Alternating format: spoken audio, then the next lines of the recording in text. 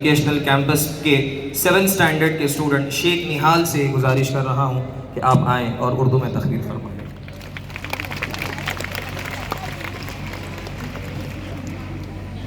السلام علیکم ورحمۃ اللہ وبرکاتہ۔ اللہ کے نام سے اپنی تقریر شروع کرتا ہوں۔ درود و سلام ہمارے پیارے آقا حضرت محمد مصطفیٰ صلی اللہ علیہ وسلم پر، آپ کے پاکیزہ اہل بیت پر اور تمام صحابہ کرام پر۔ قابل احترام استاد محترم عزت مآب معلمات اور عزیز ساتھیوں، السلام علیکم ورحمۃ اللہ وبرکاتہ۔ ہم سب اویسی اسکول آف ایکسلنس میں تعلیم حاصل کر رہے ہیں۔ ہمارے محبوب قائد حبیب ملت الحاج اکبر الدین اویسی صاحب بانی صدر نشین سالار ملت ایجوکیشنل ٹرسٹ نے میلاد النبی صلی اللہ علیہ وسلم کی مناسبت سے اس مقدس پروگرام کو منعقد کروایا ہے۔ میں حبیب ملت کا خصوصی شکریہ ادا کرتا ہوں کہ انہوں نے ہمیں یہ اسٹیج فراہم کیا جس سے اپنی صلاحیتوں کو اجاگر کرنے کا موقع ملا۔ آج میری تقریر کا عنوان ہے رشتہ داروں کی اہمیت۔ ساتھیوں، قرآن پاک میں اللہ تعالیٰ فرماتا ہے، اے مسلمانوں، اللہ کی بندگی کرو، کسی کو اپنا شریک نہ بناؤ، اپنے ماں باپ اور رشتہ داروں کے ساتھ نیک سلوک کرو۔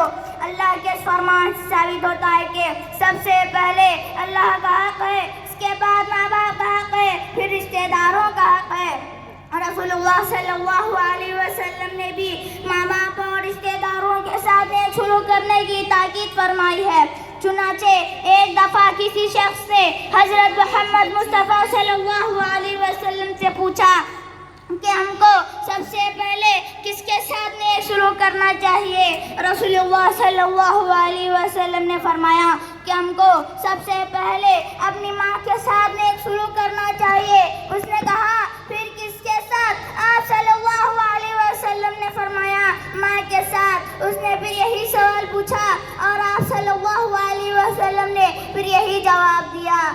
پھر چوتھی دفعہ آپ صلی اللہ علیہ وسلم نے فرمایا باپ کے ساتھ، بھائی کے ساتھ، بہن کے ساتھ اور جو رشتہ داروں میں قریب ہو۔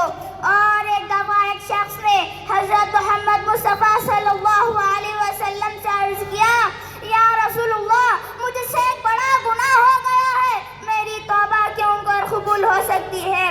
آپ صلی اللہ علیہ وسلم نے فرمایا تیری ماں زندہ ہے؟ اس نے کہا نہیں۔ فرمایا خالہ زندہ ہے؟ اس نے کہا جی ہاں۔ آپ صلی اللہ علیہ وسلم نے فرمایا اس کے ساتھ نیک سلوک کرو۔ رشتہ داروں کے ساتھ نیک سلوک کرنے سے بہت سے فائدے ہیں۔ چنانچہ رسول اللہ صلی اللہ علیہ وسلم نے فرمایا کہ رشتہ داروں کے ساتھ نیک سلوک کرنے سے محبت بڑھتی ہے، مال بڑھتا ہے، عمر بڑھتی ہے، رزق میں زیادتی ہوتی ہے، مصیبتیں اور آفتیں ٹلتی ہے، گناہ معاف کیے جاتے ہیں، جنت میں جانے کا حق حاصل ہوتا ہے۔ ساتھیوں، ماں باپ اور رشتہ داروں کے ساتھ نیک سلوک کرنے سے ایک تو خدا اور رسول اللہ صلی اللہ علیہ وسلم کی خوشنودی حاصل ہوتی ہے، دوسرے ہم کو دنیا میں بہت سے فائدے حاصل ہوتے ہیں۔ اس لیے ان سب کے حقوق پہچانو اور ان پر پورا کرنے کی کوشش کرو۔ علم کی اہمیت پر کچھ چند گزارشات کہہ کر اپنی تقریر ختم کرتا ہوں۔ مسلمان ایک ایسی قوم جس کی اولین ذمہ داری یہ تھی کہ وہ اس برصغیر میں علم کے ذریعے نہ صرف خود کو سنوارے بلکہ پورے دنیا کو بھی صحیح اور روشن راستہ دکھائے۔ اسلام نے مسلمان کو دین و دنیا دونوں میں ترقی کرنے کا حکم دیا۔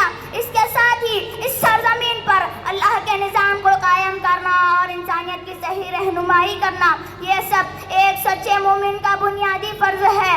مگر افسوس، ہم مسلمان بحیثیت قوم صرف اپنے مفادات کے لیے جی رہے ہیں، نہ دین کی تعلیم میں آگے اور نہ ہی دنیاوی علوم و ہنر میں آگے ہے۔ اسلام میں علم کی اہمیت کا اندازہ اس بات سے لگایا جا سکتا ہے کہ علم حاصل کرنا ہر مسلمان مرد و عورت پر فرض ہے۔ رسول اکرم صلی اللہ علیہ وسلم نے فرمایا علم حاصل کرو، کیونکہ علم حاصل کرنا ہر مسلمان مرد و عورت پر فرض ہے۔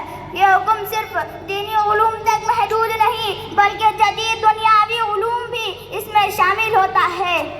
علم و نور ہے جو دل و دماغ کو منور کرتا ہے، انسان کو صحیح راستہ دکھاتا ہے۔ ہے. تعلیم وہ پہلی سیڑھی ہے جو ہر معاشرے کو پستی اور اندھیروں سے نکال کر ترقی اور روشنی کی دنیا تک پہنچاتا ہے.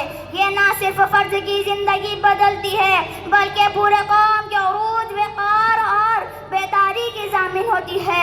اگر ہم حقیقی معنوں میں علم کی روشنی کو اپنا لیں تو ہمارے موجودہ پریشانیاں، کمزوریاں اور سماجی مسائل خود بخود حل ہوتے چلے جائیں گے. مگر ہم کو اس کے لیے غفلت کی نیند سے بیدار ہونا ہوگا اور تعلیم کے ذریعے اپنی قوم کو دوبارہ عروج کی منزل تک پہنچانے کے لیے مسلسل جدوجہد کرنی ہوگی. ورنہ تاریخ گواہ ہے جو قوم علم چھوڑ دیتی ہے زمانہ اسے چھوڑ دیتا ہے. آج میری تقریر ایک شعر کے ساتھ ختم کرتا ہوں. تڑپتا ہے کوئی بچہ تو ماں کا دم نکلتا ہے، تڑپتا ہے کوئی بچہ تو ماں کا دم نکلتا ہے، مگر جب ماں تڑپتی ہے تو پھر زمزم نکلتا ہے. یہ پڑھ کے دیکھو کتاب ہستی میں ماں سے اور پیارا نام کیا ہوگا. کہ پڑھ کے دیکھو کتاب ہستی میں ماں سے اور پیارا نام کیا ہوگا.